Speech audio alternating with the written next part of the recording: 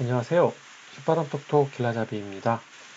오늘 소개드릴 영상은 최근 주택임대차보호법이 개정되어서 많이들 혼란스러워하시는 계약갱신 요구권과 전월세 상한제에 대해서 질문과 답변하는 형식을 통해서 명확하게 알려드리도록 하겠습니다. 우선 간략하게 설명드리면 계약갱신 요구권은 기존 세입자가 만기 때 2년을 더 살겠다고 주장하는 권리를 말하는 것이고요. 전월세 상한제는 세입자가 계약갱신 요구권을 사용할 경우 임대료를 5%까지만 올릴 수 있도록 한 것을 말합니다. 첫 번째 질문으로 세입자가 동의하지 않으면 임대료 5%도 못 올리는가 입니다. 결론부터 말씀드리면 5%도 올리지 못합니다. 결국 세입자가 동의하지 않으면 한 푼도 올리지 못한다는 이야기인데요.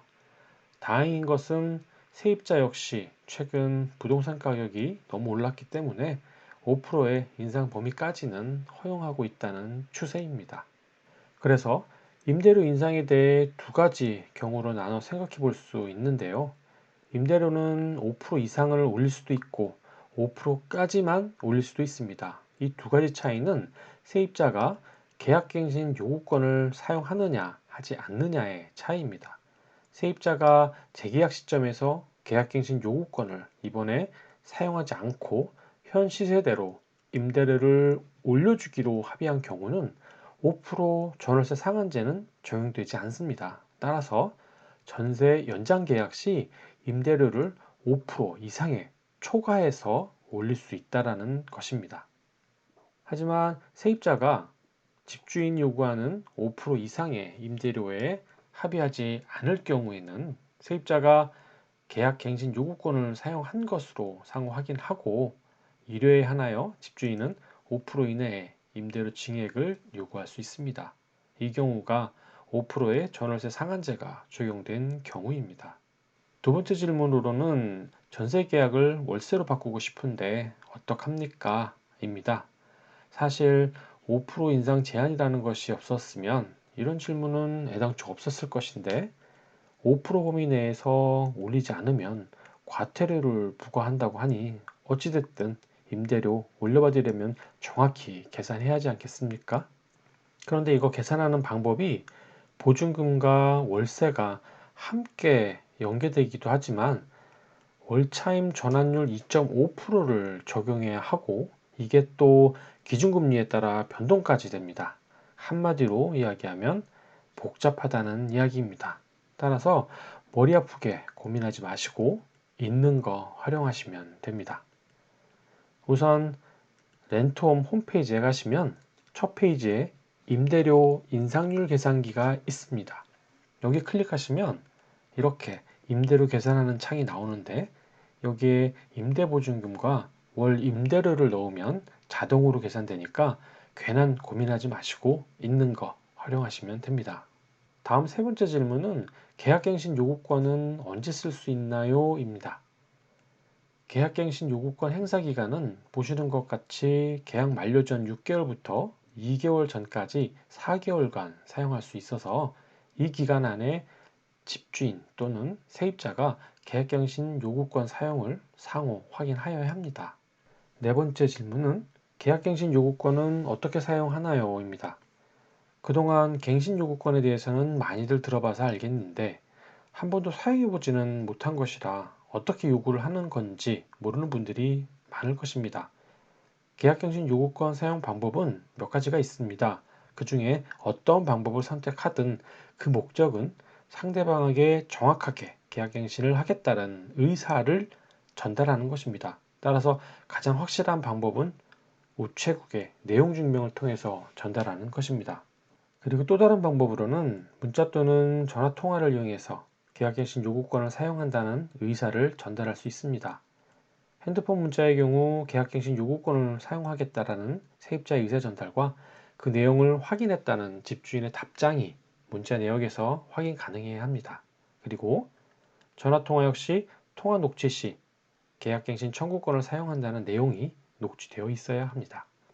왜 이렇게까지 해야 하냐면 임대계약 만료 시 별 문제 없이 약속이 이행되면 상관없습니다. 하지만 추후 집주인이 난 모른다, 그런 일 없다, 빨리 방 빼세요 라고 하든지, 집주인이 주택을 팔았는데 나중에 세입자가 난 계약갱신 청구권 사용했으니까 못 나갑니다 라고 하게 될 경우 두 사람 모두 소송을 하게 될 것인데요. 이때 필요한 것이라 생각하면 될 것 같습니다. 그래서 증거로 채택되려면 상대방 답변 내용이 필요한 것입니다. 다섯 번째 질문은 4년 넘게 묵시적 갱신되었는데 이번에 계약갱신 요구권을 사용할 수 있습니까? 입니다. 4년 전 처음 계약해서 2년을 살고 묵시적 갱신으로 2년을 더 살아서 총 4년을 살았는데 이번에도 재계약을 통해 2년을 더 살 예정인가 봅니다. 이런 경우 결론부터 이야기하면 물론 가능합니다. 계약갱신 요구권은 그 주택에 거주하는 동안 1회만 사용 가능하기 때문에 그동안 계약갱신 요구권을 행사하지 않았다면 당연히 이번 재계약 회차에 사용 가능합니다. 하지만 2년 후 다시 재계약할 때에는 이미 계약갱신 요구권을 사용했기 때문에 집주인이 요구하는 시세만큼 임대료의 상승을 예상하셔야 할 겁니다. 여섯 번째 질문은 세입자의 계약갱신 요구를 거절할 수 있습니까? 입니다. 집주인의 경우 5%밖에 못 올리는 상황에서 세입자마저 속썩이는 사람일 경우 이런 생각 많이 드실 건데요. 임대 끝나면 내보내야지 했는데 주택임대차보호법이 바뀌면서 곤란한 상황이 된 경우입니다. 하지만 정당한 사유가 없는 경우 내보내는 것은 사실 불가능합니다. 그렇다면 정당한 사유는 어떤 경우일까요? 보시면 아시겠지만 결코 만만치 않은 조건이라 일반적인 조건이라면 불가능하다고 보시면 됩니다.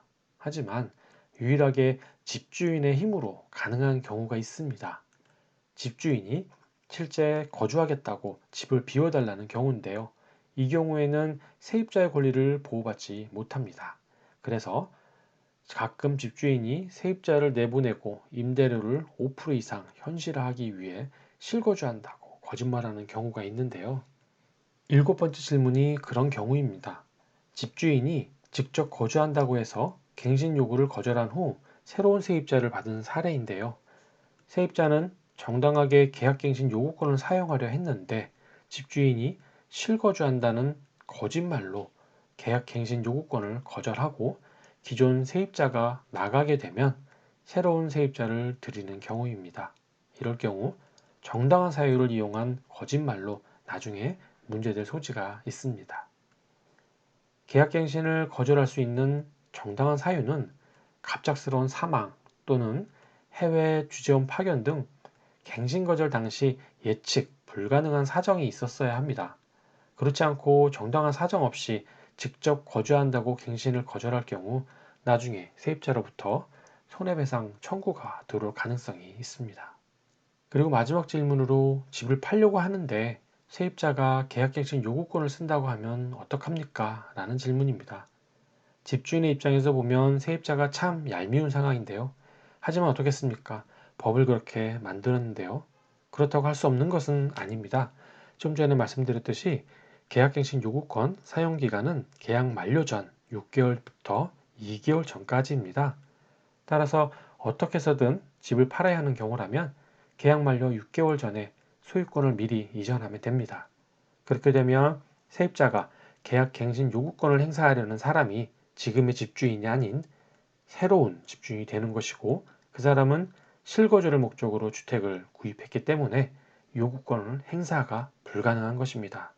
하지만 쉬운 일은 아니죠. 중도금과 잔금을 현금으로 가지고 있는 사람이 얼마나 있겠습니까? 그래도 어둠의 경로를 통해서 소유권을 먼저 이전하고 잔금을 나중에 받는 편법의 사례가 가끔 인터넷에 소개되고 있으니 방법이 아주 없는 것은 아닌가 봅니다. 지금까지 주택임대차보호법 중요 내용 중 자주 묻게 되는 질문을 추려서 설명드렸습니다. 내용이 도움이 되셨으면 좋아요, 구독 부탁드리겠습니다. 감사합니다.